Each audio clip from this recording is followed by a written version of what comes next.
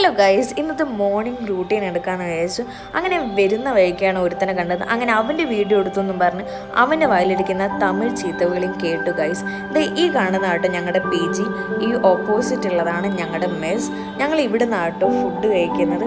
അപ്പോൾ ഈ കിടക്കുന്നത് ഞങ്ങളുടെ ഡസ്റ്ററാണ് ഗൈസ്. അങ്ങനെ ആ നിന്ന് ഇളക്കി കൊണ്ട് നിൽക്കുന്നതാണ് ഞങ്ങളുടെ PG ഓണർ അങ്കിളാട്ടോ ഞങ്ങൾക്ക് ഫുഡൊക്കെ വെച്ച് തരാം. അപ്പോൾ ഇന്നത്തെ ബ്രേക്ക്ഫാസ്റ്റ് ഇഡ്ഡലി ആയിരുന്നു ഗൈസ്. അങ്കിളിന് മുഖം കണ്ടില്ലേ, വല്ല കടുന്നൽ കുത്തിയ പോലെ ഉണ്ടായിരുന്നു ഗൈസ്.